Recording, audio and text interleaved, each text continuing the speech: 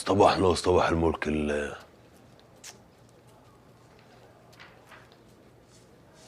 الشيك بتاع البرجين حصلتوه؟ برضه لا. السيد قال لي نتقل عليه شويه. نتقل على الشيك ليه؟ حلة رز الشيك.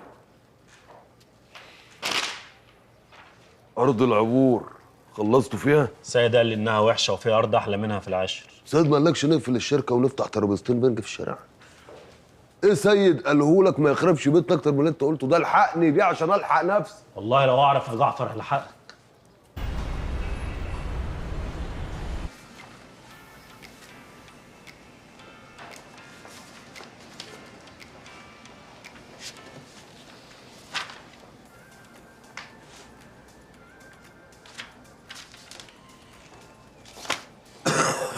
مش هسلفكم.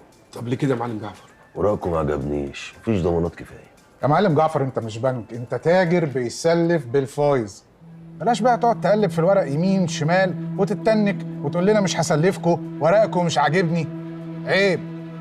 انت اللي ليك ان فلوسك ترجع في ميعادها وعليها الفوايد وانت المستفيد، الا بقى اذا كنت عايز تطير المصلحه دي من ايدك. هعدل 3. لقيت واحد فيكم انتوا الاتنين لسه قاعد، قسما بالله لرله علقه ما كلهاش حمار في مطلع كوبري. 1 ايه ده؟ 2 3. أهدي ميزة إنك تسلف يا جعفر، بتخليك تتنك على أشكال اللي زي دي. الصنف ده انا عارفه، ماشي بمثل اديني حسنه وانا سيدك، قرع ونزهي. وانت اول واحد يا معلم طلعت تزور المشروع ده على الدائري مباشر. 30 وحده سكنيه غير المباني الخدميه والاداريه، وده مول. ربنا يزيد ويبارك يا معلم جعفر. الله يكرمك. خلصنا نصه الحمد لله رب العالمين. دي عماره 28. الله اكبر. بس انت بتفرجني على الحاجات دي كلها ليه؟ انا كنت عايز اقول لك بس انت تقريبا ما سمعتنيش انه فلوسك هاخرها شويه. العماره دي بقى 28 دي على الخرسانه ما فيهاش ولا طوبه، واحنا في شهر طوبه، الجو فيها رصاص. انت سامعني يا معلم جعفر؟ قلت للرجاله يربطوك فيها لحد ما فلوسي ترجع. بقولك ايه؟ عماره ايه اللي هتربطني فيها يا معلم؟ خلاص انا هجيب لك نص الفلوس بكره. يبقى تتربط في 21 مش بحري ونصها مبني، الهوا اقل فيها شويه. معلم خلاص هجيب لك الفلوس بكره. دلوقتي الفلوس كلها تيجي دلوقتي. دلوقتي حاضر. حاضر. طب وايه لزومه واخدني ولففني المشروع كله جوله ميدانيه وطلعني على الدائري؟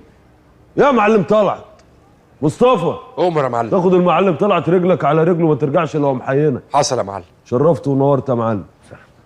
حفظ الله.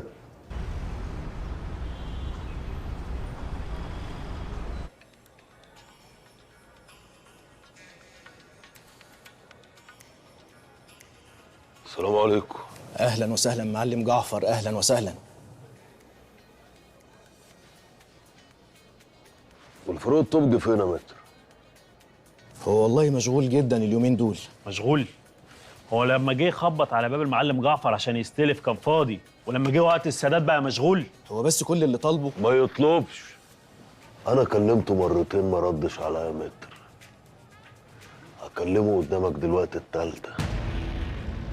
ان ما ردش يبقى هناء اللي جابته لنفسها وسناء ملهاش دعوه. طيب يا معلم اللي تشوفه.